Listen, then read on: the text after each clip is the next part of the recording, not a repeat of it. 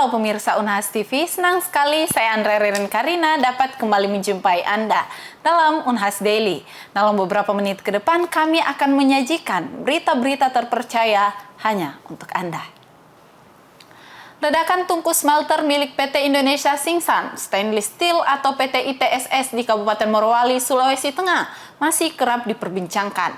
Pasalnya setelah peristiwa tersebut, sejumlah komunitas pekerja buka suara dan mengendus dugaan pelanggaran K3. Lantas apakah benar hal tersebut? Simak berita selengkapnya. Presiden Partai Buruh Said Iqbal buka suara terkait meledaknya tungku smelter PT Indonesia Singsan Stainless Steel di Morowali pada Minggu 24 Desember 2023 yang menyebabkan kebakaran hebat dan menewaskan 13 pekerja.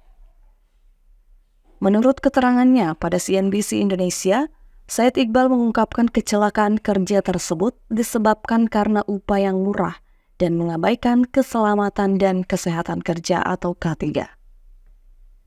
Untuk itu, Said Iqbal meminta segera dibuat tim pencari fakta dari Kementerian Tenagakerjaan Republik Indonesia dan berbagai instansi terkait. Menurutnya hal ini menunjukkan bukan saja karena kelalaian, tetapi diduga akibat terjadinya pembiaran. Selain itu, Asosiasi Serikat Pekerja atau ASPEK Indonesia juga berkomentar mengenai kecelakaan tersebut.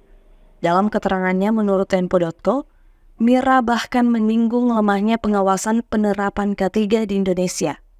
Menurutnya ini sebagai dampak dari kemudahan investasi oleh Omnibus Law Undang-Undang Cipta Kerja.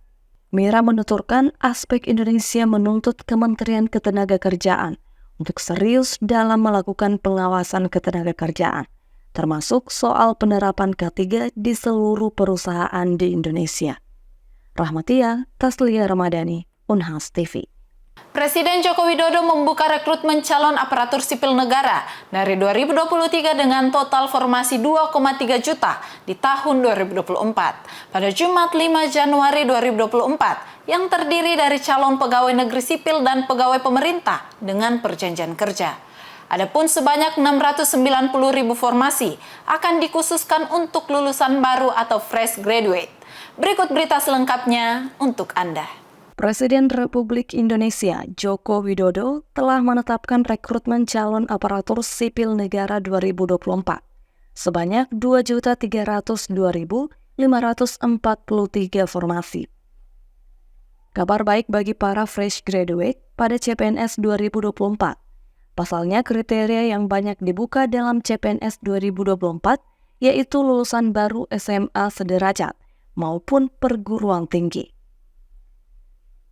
Menukil dari laman resmi Kementerian Pendayagunaan Aparatur Negara dan Reformasi Birokrasi atau Menpan-RB, usai menghadap Presiden Jokowi di Istana Negara, Jakarta pada Jumat 5 Februari 2023, Anas merinci, instansi pusat mendapat formasi kebutuhan 429.183, yang terdiri atas 207.247 calon pegawai negeri sipil, dan 221.936 bagi pegawai pemerintah dengan perjanjian kerja atau PPPK.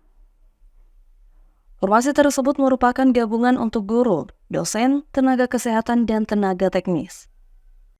Sementara formasi instansi daerah sebesar 1.867.333 yang terdiri atas 483.575 CPNS dan 1.383.758 PPPK.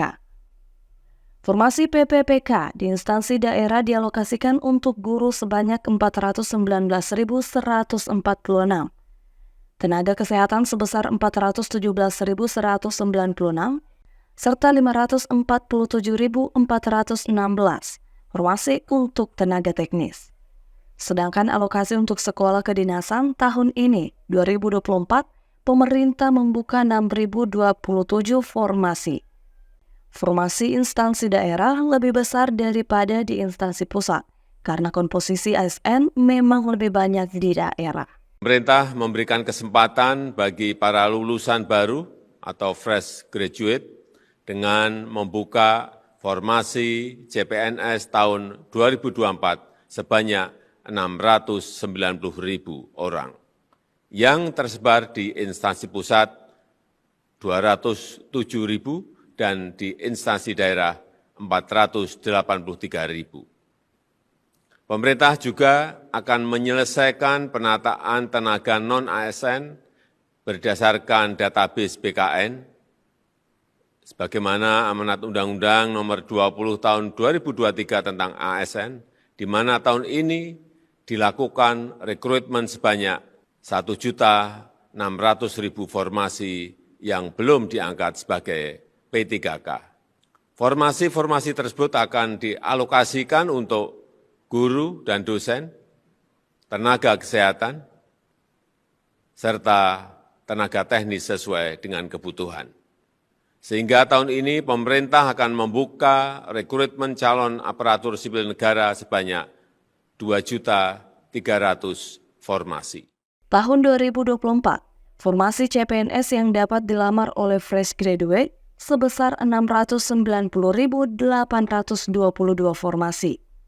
Alokasi untuk fresh graduate adalah komitmen negara guna memberikan kesempatan kepada talenta-talenta muda terbaik untuk mendarma baktikan pikiran dan tenaganya kepada bangsa dan negara.